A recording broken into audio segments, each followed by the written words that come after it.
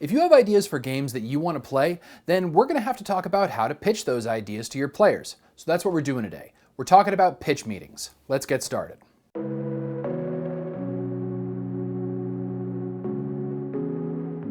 A pitch meeting is basically just where you get to pitch some ideas to your players. It's that simple. If you have a preference towards one type of game or another, then this is an opportunity for you to actually start talking to your players before you start playing or before you even start writing anything down in terms of world building or character creation. So generally speaking, when I do a pitch meeting, I don't do any kind of character creation or any kind of setup or even play on that same night.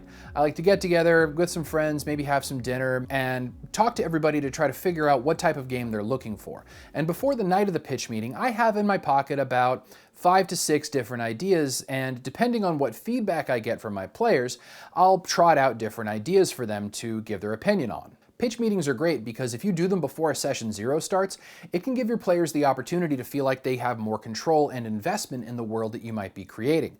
And that's always great because as you try to build that relationship with your players, then you can create a stronger connection between your players and the campaign, which means they're going to be a lot more invested.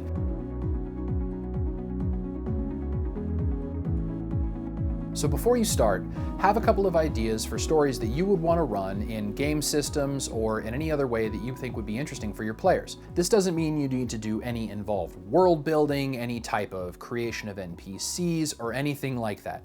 Just have a really broad 10,000-foot view of the campaign that you want to run, or maybe even it's just a one-shot. Just have a very basic plot synopsis that you might want to give, or have some kind of hook and maybe any large-scale world-defining attributes that are important. For example, if you know that the campaign that you're creating relies on everybody in that group having at least one level of bard, then it's important that you have that information to give to your players when you're doing the pitch.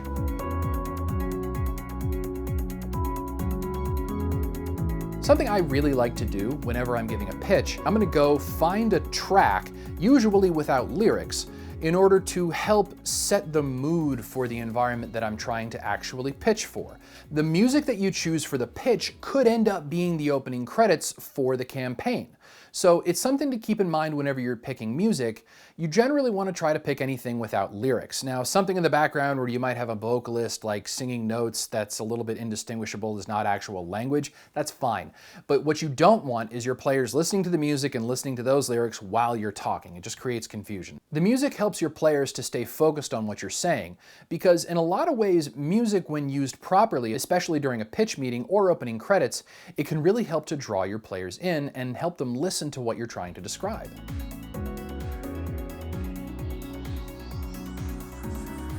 So what happens on the night of the actual pitch meeting? I did one last night actually with some friends of mine. Usually what I like to do is I tell everybody that I'm going to pitch all of my ideas first, anywhere from about 3 to 5, and then once everything's done, I will go through the process of doing a vote with the rest of my players. If I'm pitching 5 different ideas, then everybody gets to choose their top 3. They vote and then we eliminate 2, and then from there we go through the process of everybody getting another 2 votes. This is important because what can happen, and it's not all the time, is that if you have one player who really likes the idea of a pitch that you've put out there and the rest of the party doesn't, you can end up with a little bit of friction between certain party members, and that's okay. The important thing to remember is that the pitches that don't get picked don't disappear. Those can be used again in the future. So write them down, keep track of them, and then bring them back whenever the next pitch meeting happens.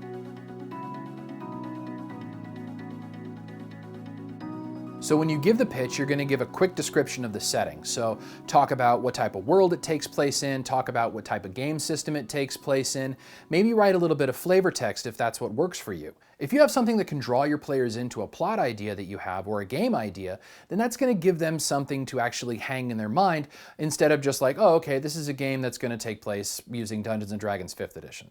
Part of the whole pitch night process that I like to keep in mind is that my description of the universes and the different stories that I'm trying to create are just that. They're ideas. I haven't spent a lot of time developing any of these yet because I don't know what my players want.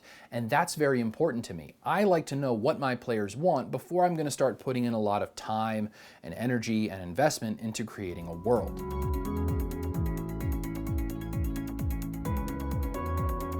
Whenever you're done giving one pitch, you don't want to roll right into the next one because you want to give your players a chance to ask questions. What type of weather are we going to be dealing with? My players yesterday asked about what type of races are going to be required, what type of ancestries are going to be required. Is there a type of level that you're going to start with? Leave a little bit of time between each pitch so that your players can ask as many questions as they want. This is important because the more questions that your players ask, the more they want to know about the world that you're trying to pitch to them. Don't take it as any kind of offense or the amount of questions means that you didn't describe it properly. The more questions your players ask, the better, because that shows that they actually have an interest. Also, it's important to remember that if you have a pitch that you think is really good, but none of your players seem interested in it, that doesn't mean you did anything wrong. It just means that your players are more interested in another pitch.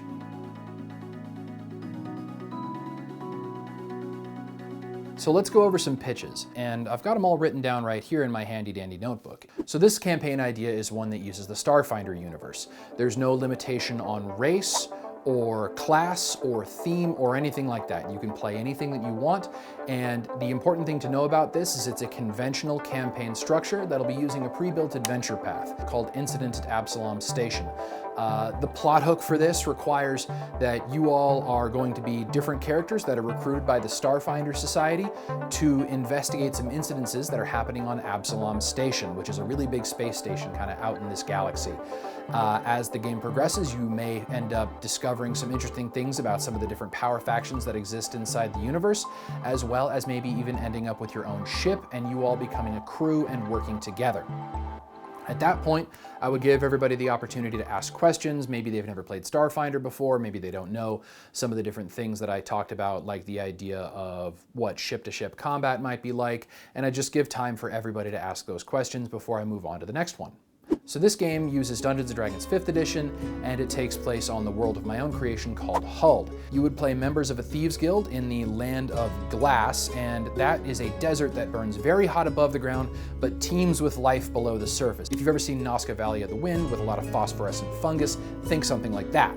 The predominant race in the land of Glass are dwarves, gnomes, and halflings because all of the underground activity takes place in tunnels that were carved out by those groups. You are all members of the Sintani, an order of thieves and assassins, and this is not a conventional campaign. This is structured more similar to the West Marches, where every individual session is a little bit of a one-shot, and you all come together in downtime to sort of make your next plan. So at that point, I would give the players the opportunity to ask questions about what the Sintani are, maybe some background information about that organization, as well as some of the areas that the Land of Glass might cover, maybe some history of the area that I feel comfortable sharing at that time. And if I don't know that yet, that's okay. I'm going to be honest with my players. I'm going to tell them I don't know what that is yet. So this pitch focuses around the idea of everybody starting out at level 3, and you must take at least one level of Bard. And that's important because all of your party members are in a band. And since you are all in a band, the idea is that being in a band doesn't pay well. So you all have side hustles. These side hustles are the other classes that you have. So if you are a rogue and a bard, then maybe you also take thief contracts, or maybe you do some kind of espionage for local nobles between gigs. The point is that every player has one level of bard and 2 levels of something else, or maybe just 3 levels of bard because you're that diehard of a musician. This is going to take place in the Transamore Islands, which is an island chain to the north in Hull, which think Scotland and think the idea of everybody up there has a little bit of money, they value music, they value art, but they're not necessarily throwing all of their money and resources at a group of traveling musicians. So you're not going to be super wealthy, but you are going to be traveling around as musicians, helping each other with side hustles and playing gigs. All right, by this point, you kind of know what I'm going to do. I'm going to let people ask questions. They might have some ideas or some concepts kind of brewing around in the back of their minds, and I'm going to give them a chance to ask me what those are, or maybe even tell me some ideas that they've got. So this last pitch takes place using the Pathfinder rule set. And the game will take place in the northern continent of Varisia, and you all will be part of the Lantern Bearer Society. Whenever the elves returned to Golarion, they discovered that dark elves had been left behind and corrupted by evil. So now the Lantern Bearers make their responsibility by removing drow from around the world and protecting other races. But it also means they don't need witnesses to the fact that drow even exist, because drow are a great shame to the elves. This game requires that all of you either play an elf, or if you're playing a race that's not an elf, we need to have a conversation about why you are a race that works with a group of people that try to officially not exist.